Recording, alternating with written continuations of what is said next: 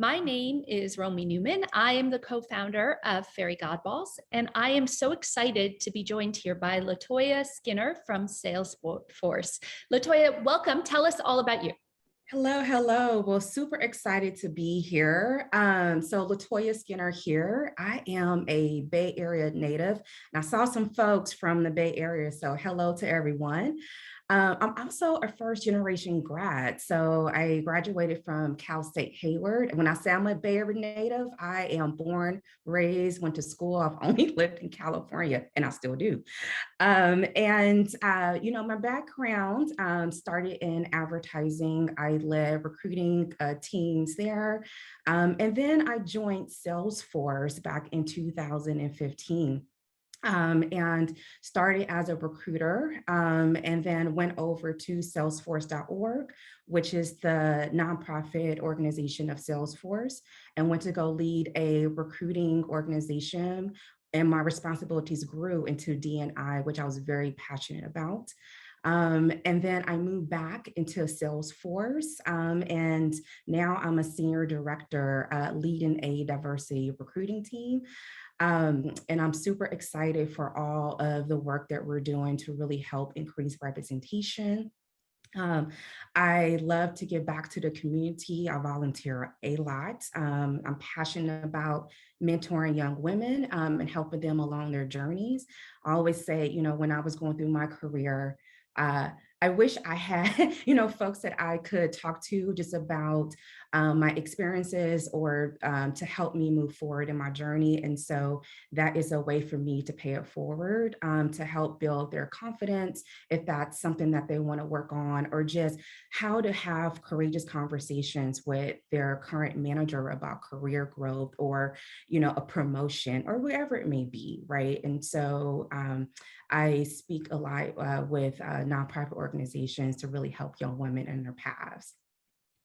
I love that. And I wish somebody had helped me with that when I was Ah. younger. I just saw a post on the Fairygodboss feed a few minutes ago where somebody was saying, why, when you're you're in an interview, and as soon as you start talking about salary, everyone feels uncomfortable, right? Yeah, right. And it's like, or to be able to ask questions about growth, career paths, or be able to express what you want to do, right?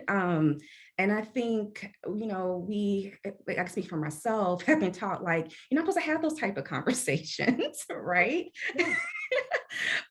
So when I mentor young women, I'm like, well, you do need to, and if it's uncomfortable for you, let's have like a dialogue. Let's do like a mock interview, or let's talk through where you feel uncomfortable with the conversation, right? So that you can have this conversation. Because it's nothing worse when you don't, right? And then you feel like, dang it, I wish I would have, asked for or negotiated or whatever it may be. That's right. It just, if you don't, it accrues, right? You're always playing catch up. Mm-hmm. So, Yeah. LaToya, you have this amazing vantage point, leading diversity recruiting team here at Salesforce, which is one of the leaders in this space.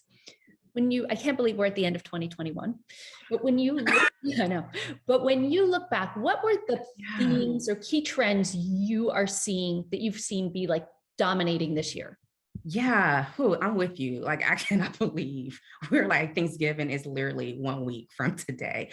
Like, where did the year go? But when I really think back, right, and I'll speak from a candidate perspective, right, and the things that they're starting to bring forward and discuss. It's really that individuals want to be seen, heard, and valued, right? And they are truly speaking up, right? And having those conversations around that. I think, they do want to understand how they as an individual would be seen in the organization. Are there others that represent them within the organization at different levels, right? So they can see who they can be. How are they able to build communities with individuals, right, that they identify with? What are the D&I strategies, right, that have been implemented to help individuals along their journey? Um, I think it's also top of mind for candidates is about growth, right? And so when an individual is making a decision on the company, and let's be real, like people have options today, right? And they're getting multiple offers. So when they're sitting down and thinking about where do I want to invest my time, right, for the next, 3, 5 years, where it may be, they're also thinking about, how can they continue their career path within an organization, right? What do they have a leader that would help them provide them with, if it's feedback or growth opportunities, development opportunities? Um, I think that's important as well. And of course, people want to be paid fair. Let's not forget that. you know, and not just necessarily, their annual pay, but it's also benefits, right? Wellness is a big one right now. What programs are around wellness, right? How are leaders adapting to this, work from everywhere, or we're all still at home, right, for the most part. So what does that flexibility look like, right? And I even think about my own team, right, as I'm hiring, and making sure that I communicate to them that, wellness is important to me, right? Being able to take time off when you need it, being able to, if you have kids, now you're the daycare leader or the school teacher, or, and so your responsibilities are starting to shift. So if you need, to wake up in the morning because that's when your house is quiet and you can get things done, that's the flexibility that they need, and I allow them to do that. And that means they got to log off, earlier in the day, because that's when there's the most active time in their household, or maybe they need to take breaks throughout the day. So I think candidates are asking about this because these are real things, right? That individuals are facing as we're still moving through a pandemic.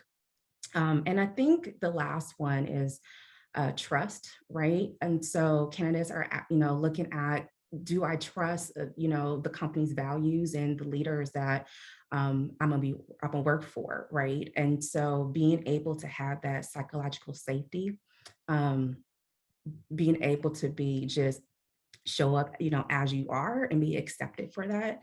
And so I think candidates are looking for, like, who's leading the organization, how are they out there in the marketplace, and then also, your direct manager, right? And so these things are top of mind for people.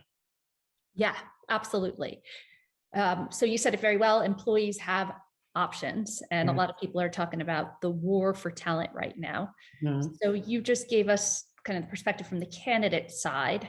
Mhm. Now, with your employer hat on, Mhm. how do you address those needs that employees are raising today? Yeah. And so the top one is like being seen, heard, and valued, right? And I think that's something that is top of mind, right? And at Salesforce, and even within my own self, being a leader and a hiring manager, making sure that I continue to follow those practices, right? And we have programs that help with that as well. It's important that individuals on my team in particular, that they work in an environment to where there's opportunity for them, right? And growth looks different for each individual. So some folks do want to climb that ladder. Some people just want to be, true experts, right? Or thought leaders. And so whatever that path is for them, making sure that I provide them those opportunities and provide them with the tools that Salesforce has developed, so that they're aware of, what they have access to, right? And really coach them through those opportunities, I think are important.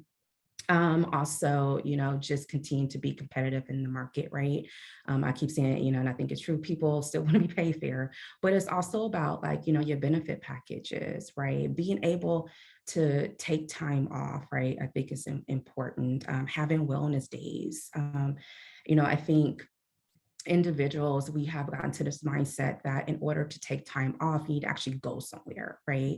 And that's not true, and and I tell my team this all the time. And I practice what I preach. sometimes you need to recharge your battery. It happens. We are all working hard. We are all executing and doing the job that we signed up to do. But there are moments to where you just need to recharge your battery so that you continue to be a great leader, right? And giving yourself permission to do that, right? And if that's just doing what you enjoy, like during COVID, somehow, some way, I became an amazing gardener. Don't know how that happens. I do not have a green thumb, but that's part of my wellness, right? And so that's something that Salesforce definitely continues to encourage their employees to do. And I definitely, with my team, is like, hey, make sure you tap it into yourself, right? And whatever you need to do for you, right? Make sure you're taking care of yourself, because the one thing I am confident is that my team can execute. They're doing their job, right? We are definitely performers and, hands down. So if they're not taking care of them, that to me is always the concern, and giving them permission to do that. Yeah. The achievers of the world are terrible at taking breaks, knowing what to do when they have one. They are, right. And I was like, we're just wired that way. And I'm like, I feel like, even when you have a slow moment, right, you might have a day to where meetings start to disappear from your calendar, and you went from maybe 10 meetings to 2, and you're like, oh my gosh, what do I do? What do I do? Right. Because you feel like you got to fill that space for something. And I'm like, how about you fill that space with taking a walk? Or, like for me, it's like, I'll go sit outside and maybe garden for a little bit, right? Or, have a cup of coffee or tea or something in my backyard, it just, I think we are wired so much that we got to go, go, go, go, go, go. And when we have that moment, we don't know what to do with it. But I think it's important to take those moments. 100%. Right. So lots of talk about the she session. The data is upsetting. Mm-hmm. We are back to 1980s levels of workforce participation among women. And even as the job market rebounds, men have gone back to work, women not so much. Mm-hmm. What are you doing in response to that in your day-to-day efforts? Yeah, so I mean, that's a real thing, right? And I think about the challenges that women face in particular, right, in the workforce. It's that struggle of balance, right? It's, you have your job, so it's your work, right? And then you have family, right? And that's a big one, right? And then it's your well-being, right? And then you got to fit in everything else that gets thrown at you, right? And it's going to be hours in the day, right? So when are you actually sleeping and taking time for yourself? And I think, when you think about, if you ask someone, especially a woman in particular, and a woman with a family, what's her top value? It's usually family, right? She's at top of the list. 100%, yes. And so, and everything else is like, I'm gonna take care of that, and I figure out everything else. But what's happening, is that, and I can speak from my own perspective, is that you start to reevaluate, right? Because you can't take it all in. And I think it's important that companies pay attention to this, right? It's like, as an organization, what can you do to help, right? If it's offering a flex work environment, right? At Salesforce, we're looking at success from anywhere, right? So really imagining where we work, right? Before COVID, we were a very like HQ hub centric organization, but that's shifted, right? And so we're meeting people where they are. I myself live 2.5 hours from HQ. Girl, yes. Uh-huh. And I doing that before? Uh-huh. Not every day. No, not, oh gosh, no. But at least two days a week, right? So 10 hours a week? Insane, right? But I was doing it, right? I would get on the train. I would sleep going there, and then I would finish my day coming back. But I no longer have to do that, right? I physically can do my job and do it well in my home, right? And that helps with my productivity also, right? And that allows me to also take care of things that I need to take care of in my household, so that I don't feel like, I have to necessarily pick one of the other. And I work for a leader that gives me the opportunity to do that, right? She trusts me to do my job and to execute, but she also trusts me to where when I need to do X, Y, and Z, I can go do X, Y, and Z, right? I don't necessarily check in with her every move that I make. And so I do feel that that's really important, right? Understanding, if it's your own org, right? Or the organization you work at, what are the things that you can help with this, right? You need to revisit, your work strategy, right? What are the needs, that women need that are in your location? And I think these are things that are important, as you think about things that the balance that women are dealing with, and everyone has different situations, right? But where can you meet them where they are? I think is good. And then, also looking at your benefits, right? Is there opportunity to expand those? Childcare is a big one, right? And so, what are things you can do around that to help women as they're either, having a family and looking for childcare, or their current situation to where the childcare system that they had before COVID no longer exists, right? So think about those things and how can you help, and what other additional benefits are possible out there. Providing safe spaces for people, and I keep saying this, but I think this is so important. I know my team.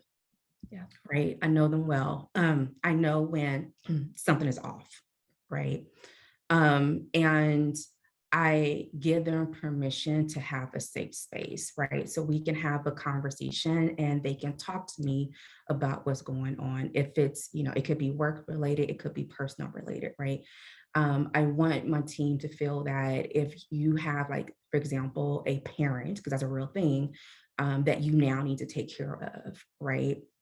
And now on top of the kids, the spouse, now as a parent, to be able to take time off, maybe it's a leave, or maybe it's just, a couple of weeks to get settled, to be able to do that. Or maybe you need to relocate to a whole nother state, to be closer to family, and to be able to do that without feeling like your job is in jeopardy, or that you can't get promoted because you're not near, HQ.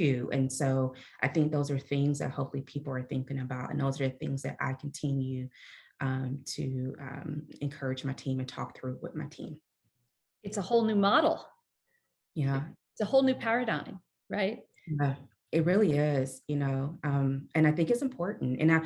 And I like that we're having these conversations, right? It's shaking things up a little bit. And I think um, it's helping individuals. I speak for myself personally. It's helping me to continue to grow as a leader also, right? And to remind myself that, yeah, work is great and I love what I do, but there's also, that personal side of me, right? And building those connections and helping my team as we all work through our personal journeys. Absolutely. I so agree with you. And I think that many others do too. So I do want to take a moment and just let you all know we will have time for Q&A at the end. And if you have questions for LaToya, you can start to put them in the Q&A channel there. And just while you do that, I have a few more questions myself. Mhm. So as you look ahead, you and many, many others on this call have either specific tangible goals in terms of diversity recruiting in 2022, or perhaps maybe you have ambitions that are not specifically stated in numbers. What are you doing, LaToya, and or what would you advise our audience to be doing to think about being set up for success to successfully drive diversity recruiting in 2022? Yeah, good question. So Salesforce, we actually do have equality goals. So equality is one of Salesforce core company values. And as part of our equality values, we have established a goal of having 50% of our US workforce made up of underrepresented groups. And that includes Black, Indigenous, Latinx, LGBTQ plus, multiracial, people with disabilities, veterans, and women. And then June of last year, Salesforce launched the Racial Equality Justice Task Force to help drive systemic change within the workplace. And within that body of work, Salesforce double clicked into the underrepresented minority community and added 3 additional goals. And those goals are by the end of 2023 in the US, we will double total representation of Black employees in leadership, and that is VP plus. We will also increase total representation by 50% for URM leaders. We will increase total representation by 50% for our URM employees. And for us to achieve these goals, we need to make sure that we continue to create an environment where underrepresented minorities continue to feel seen, heard, and valued, right, in the organization. And it's a full cycle. So it's not just about recruiting, it's also how do we retain, right? And how do we continue to add on to these strategies to continue the journey.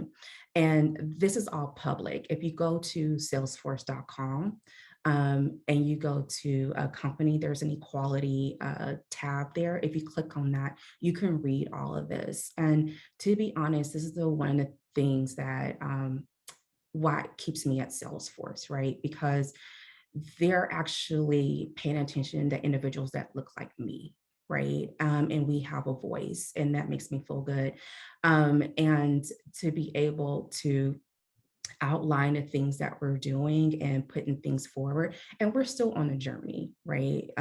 We don't have it all figured out, but we're on a journey. And I appreciate the things that we are doing to help us move here. And I would think, you know, for myself, as I continue this journey, because I'm a people leader, so I hire, right? And to continue, right? As I, you know, built my team out, to make sure that equality is always top of mind, right? That I continue to go to events in our network, right?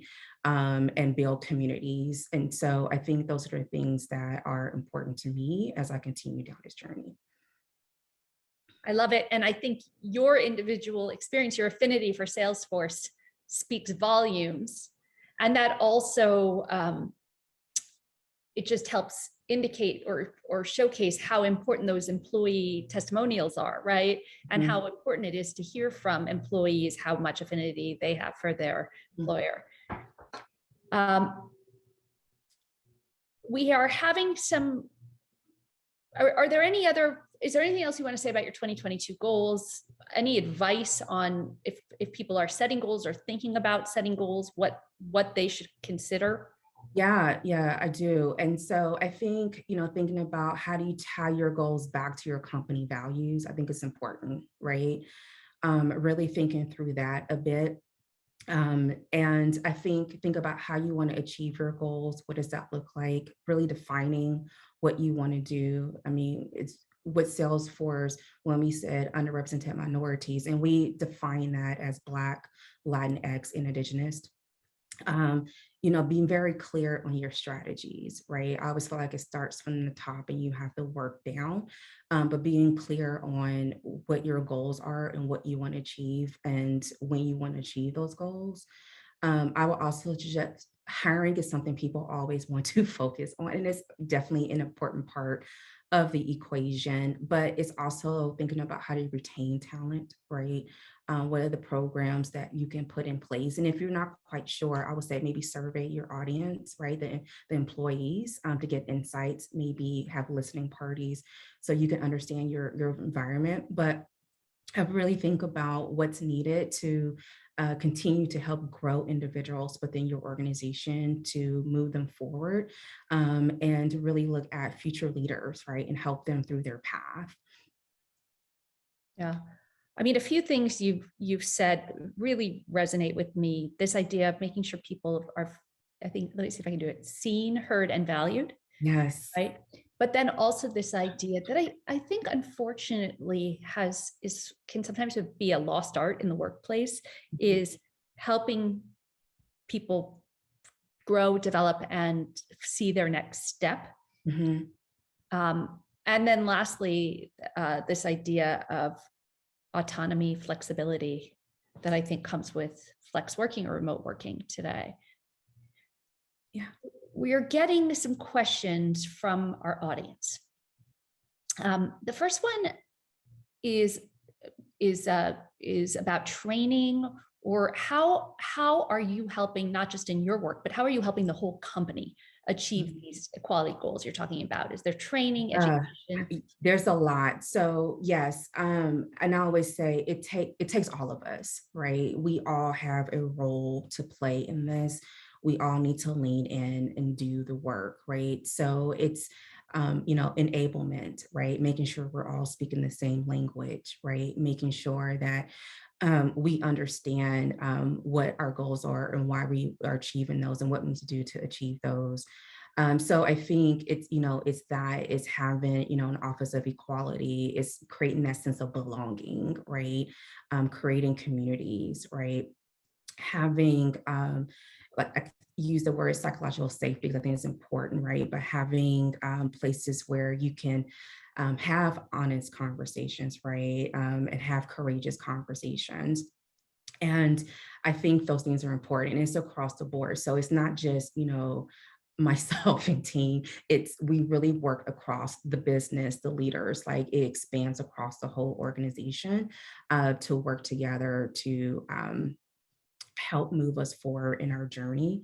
And I think that's important for, organizations to think about. It's like, where do you start? Who do you bring along, right? And how do you continue to expand that as you move forward? And how is that aligned to the overall business goals? Great. And a related question is, how do you interact with hiring managers? How do you make sure they're helping you achieve these goals? Yes, courageous conversations. So yes, I do work with the business, right? And we discuss things. And I think it's important to, like I said, the enablement helps, right? Because unconscious bias, right? We all have it, right? And I mean, I have it. I think every human has it, right? And I think it's important to have conversations with the business to really understand how we're going to work together, right? To move things forward and being honest about the journey. And that's one of the biggest things I did learn is that everyone is on a different part of their journey, right? And so meet people where they are and help them move forward, and creating these safe places where people can ask questions, right? And I think a lot of times individuals are afraid to ask because they don't know how to say it, right? And so, but that's how we educate each other, right? So meeting people where they are, bringing them along, uh, understanding what they need on their journey, right? And what that journey looks like for them, so that we can continue to partner together as we move forward. Yeah, creating that common sense of purpose. Yeah. Mhm. This is a question from the audience. I'm going to read it verbatim Okay. as we understand it. How do you get in front of talent from URMs and show up in that space authentically? And I think the idea is, how are you reaching underrepresented minorities or people from historically underrepresented minorities to tell the stories in an authentic way? Yeah, tell the stories about themselves No, or sorry, to attract them to apply. oh, Attract got it, got apply it. company. And Yeah. so, I think it's so I talk to a lot of people. And I think it's important. Like I use a lot, and I think there are a lot of leaders too within the company, like use a lot of our personal stories, right, to speak our own truth, right? And I think it's a testament to the journey that Salesforce has been on. And so I myself, I go to different events and I network a lot, right? And I have conversations. I get questions about like, what's your journey, right? And then when I tell them I've been with the company for 7 years, they're like, oh my goodness, right? So, then they're curious, right? And I've always said this, I think it's true. It's a choice, right? It's like there's opportunity out there. And my personal journey, like the things that this company is doing, and the values, the company values are aligned to my own personal values, right? And so, and that statement is true today, and I hope it continues to be true, right?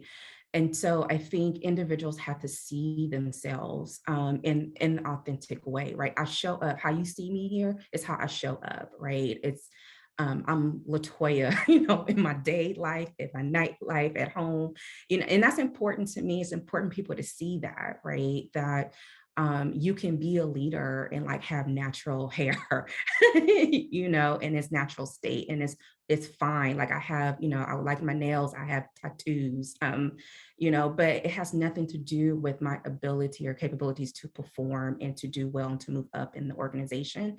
And I think it's important for individuals that are looking to move up in leadership to see representation that they identify with, right? And I didn't, to be honest, Lauren, when I was in my career path, as I think about starting entry level, I didn't see anyone that really I can identify with. So I didn't really know what a Black woman leader looked like that I can learn and adapt from, right? So for me, that's really important. That's the body of work that I'm attached to making sure that if you identify with me, that you see me and how I show up as a leader. And if you can take some things from that you can use in your own journey, that makes me happy. I love that. A kind of related question also from Tabitha. So what did you have to change about where you're recruiting from to find more diverse candidates? Yeah.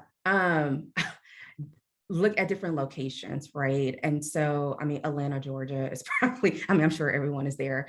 But it's, looking at areas to where there's a higher percentage of URM applicants, right? And so I think, we've recruited a lot in San Francisco because, like I mentioned before, prior to COVID, we were HQ, right? And so, and then hubs. But now that, we can work from anywhere, it widens where we can recruit from, which has helped increase representation. Absolutely.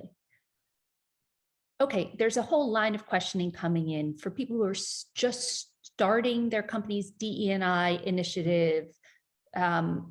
So somebody's just starting and she just wants advice. Also, someone saying, I'm building these and I don't know if my leadership is totally engaged. Yeah. Oh, these are all good questions. What do you suggest? Yeah, let's start with when you're just starting, right? I think it's important. I love task force, right? I love to get a group of great-minded people that can challenge each other in a very good way, but also be innovative, right? And really think through what you want to achieve and what that looks like, right? And from people from different levels, right? If you're looking to solve representation within, let's say, the Black community, make sure you have a very diverse group of thinkers and people within that task force. And I think once you do that, and then taking your strategy to the decision makers, right? And be able to present your strategy. And this is why it's important. It should always tie back into the company's values, right? And I think that's always the key. So if your company values currently don't have equality or something aligned to equality, maybe it's time to have those conversations first with your C-suite and CEO of the company to talk about how you can embed, the equality work that you want to do and attach it to one of your core values. Because once you're able to do that, right, and then you can start putting the framework together for the steps you want to take. And then one thing I will say too, don't forget, y'all, this is a journey, right? This is a journey, and the journey is ongoing. So you don't have to sit down and kind of map out, how you go from A to Z. It's like go to A to B and then B to C, right? And just keep going, right? And then a marathon, not a sprint. Yeah, because I think a lot of times in our mind, just like, we got to go figure it out.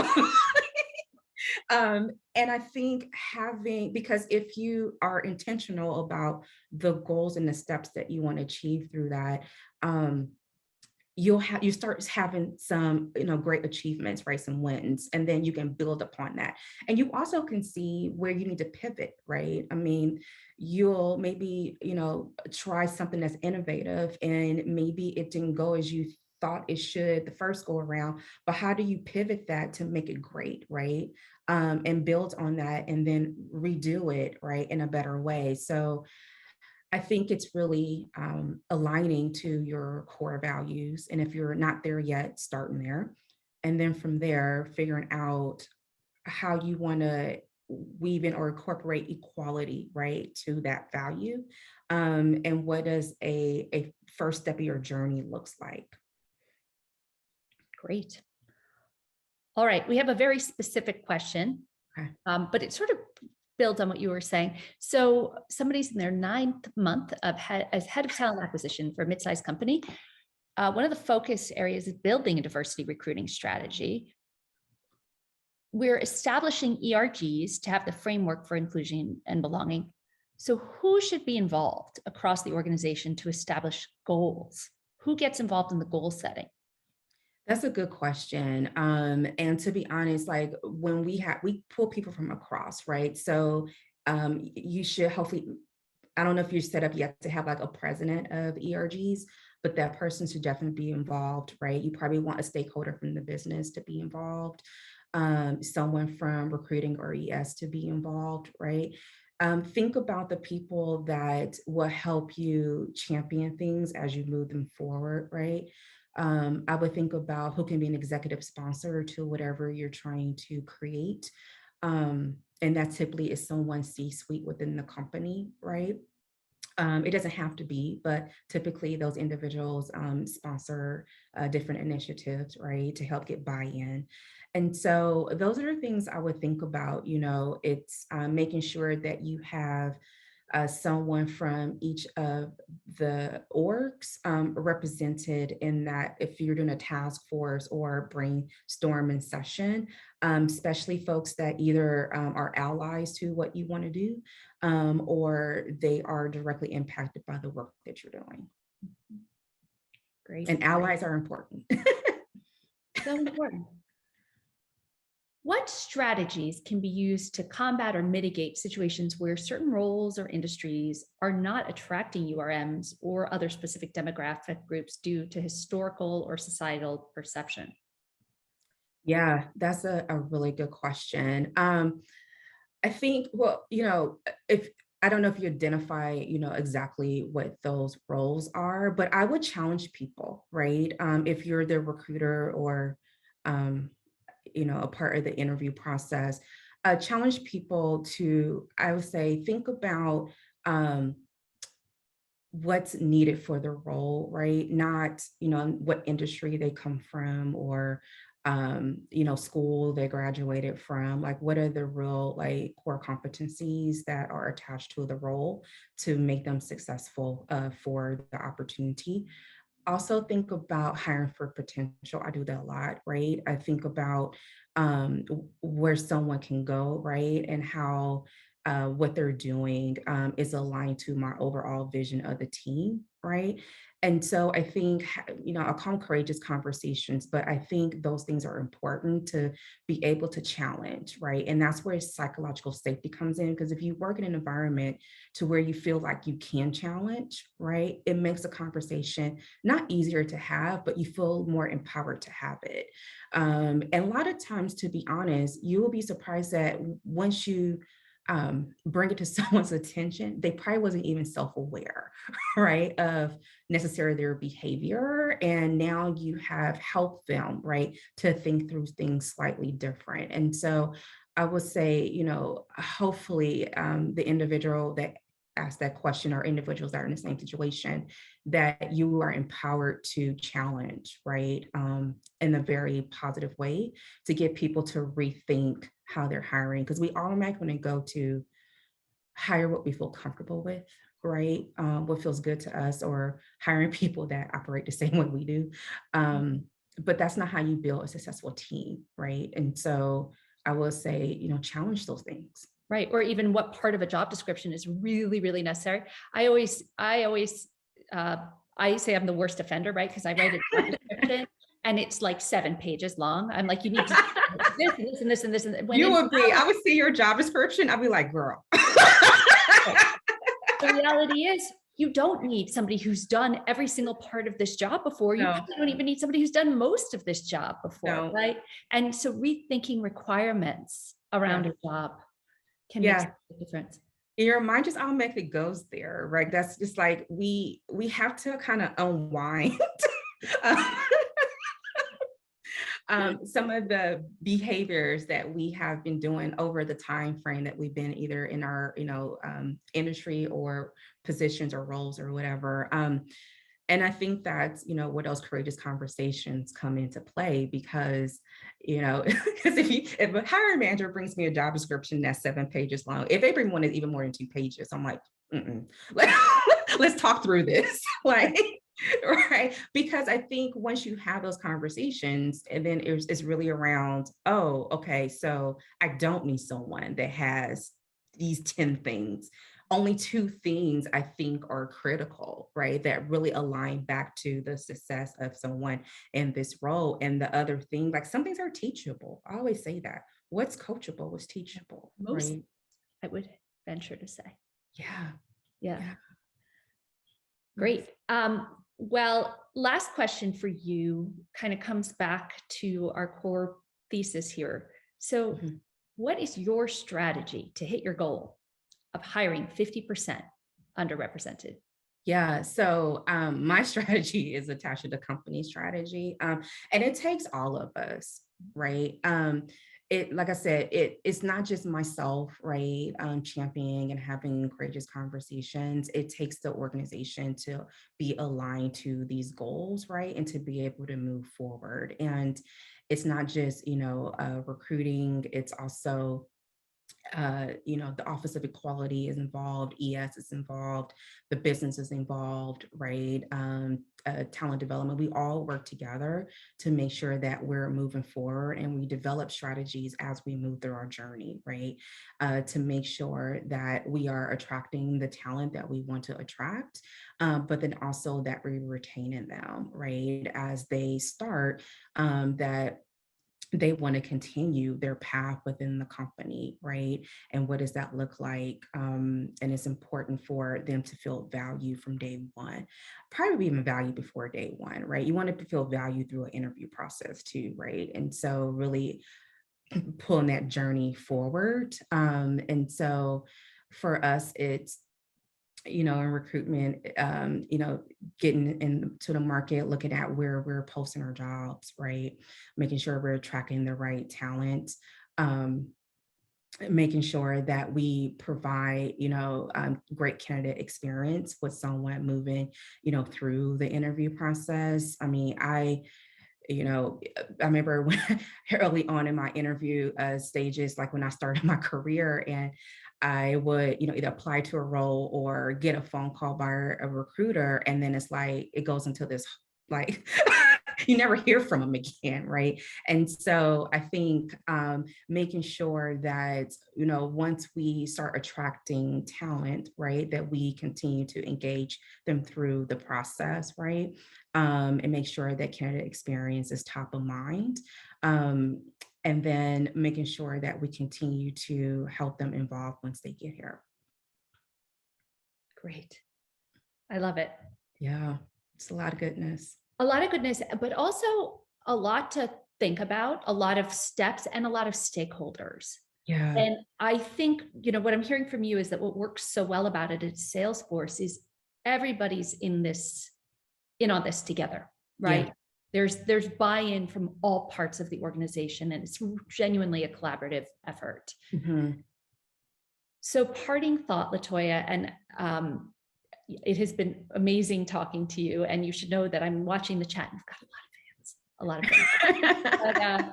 But, parting thoughts. So if, assuming most of the people on this call are sitting here staring at goals or initiatives for the coming year, what's the number one kind of the number one most important thing you want to leave them with? How can they achieve their diversity recruiting objectives next year? Yeah, good question. I think it goes back to my original statement of